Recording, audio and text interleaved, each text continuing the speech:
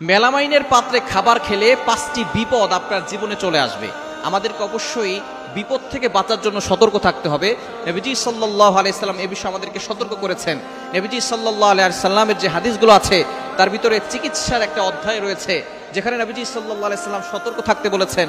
For example, নবীজি সাল্লাল্লাহু আলাইহি সাল্লাম বলেছেন, তোমরা মদিনার আজওয়া খেজুর খাও।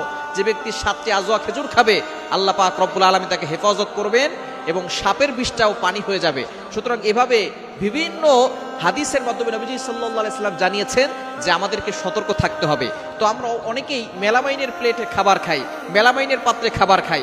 এটা এমন একটি রাসায়নিক যোগ যা দিয়ে আমরা অনেক ধরনের খাবারের পাত্র তৈরি করে থাকি এবং এটাতে আমরা খাবার খেতে অনেকেই পছন্দ করি।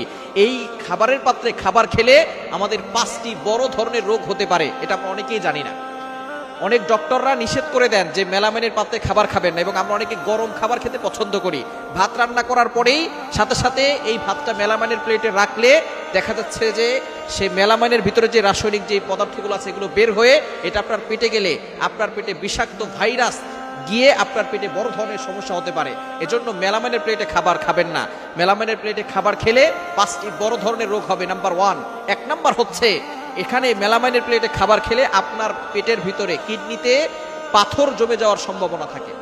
কিডনিতে পাথর যাদের জমে তারাই বোঝে যে কতটা ভয়ঙ্কর, এবং বেশি পাথর হয়ে গেলে অপারেশন করে শেষ পর্যন্ত সেখান থেকে পাথর বের করতে হয়। সুতরাং এই মেলামাইনের প্লেটে যদি আপনি খাবার খান, কিডনিতে পাথর জমে যাওয়ার সম্ভাবনা থাকে এবং আপনার কিডনি ভালো থাকবে না, আস্তে বড় ধরনের রোগের ভিতরে চলে যাবে। এজন্য কিডনিকে সুস্থ রাখতে চাইলে মেলামাইনের প্লেটে খাবার খাবেন না।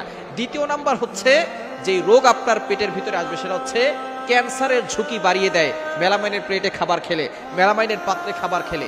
মেলামাইনের পাত্রে খাবার না খেয়ে আপনি মাটির যে পাত্রগুলো আছে, পাত্রী যে ইগুলো আছে, যে এই খাবারের যে পেয়ালাগুলো আছে, এগুলোতে আপনি খাবার খাওয়ার চেষ্টা করবেন।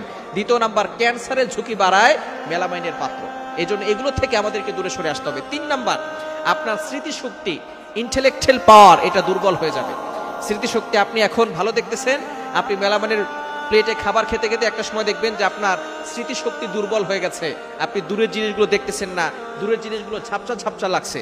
এই জন্য অবশ্যই মেলামাইনের প্লেটে খাবেন না। খেলে 3 নাম্বার যে ক্ষতি হবে সেটা হচ্ছে স্মৃতিশক্তি কমে যাবে। 4 নাম্বার, শরীরের বিষাক্ত পদার্থ গিয়ে সমস্ত শরীর ব্যথা হয়ে যাওয়ার সম্ভাবনা আছে। এবং 5 নাম্বার হচ্ছে গ্যাসের সমস্যা হতে পারে। গ্যাসের সমস্যা হচ্ছে বড় সমস্যা। এই গ্যাসের ব্যথা যাদের উঠে তারাই বুঝতে পারে যে কতটা ভয়ঙ্কর ব্যথা হতে পারে। সুতরাং এই মেলামাইনের প্লেটে আমরা খাবার খাবো না। প্লেটে খাবার খেলে 5টি বড় রোগ হবে, যে রোগে আপনি আস্তে আস্তে মৃত্যুর দ্বার প্রান্তে চলে যাবেন। নবীজি সাল্লাল্লাহু আলাইহি সাল্লাম সতর্ক বার্তা দিয়েছেন, আমাদেরকে সব সময় সতর্ক থাকতে হবে যাতে করে আমরা সুস্থ থাকতে পারি। সুস্থ থাকলে আল্লাহর ইবাদত করতে পারবো, সুস্থ না থাকলে আল্লাহর ইবাদত করা সম্ভব নয়। আপনি অসুস্থ হয়ে পড়লে আল্লাহর ইবাদত করতে আপনি তেমন একটা পারবেন না।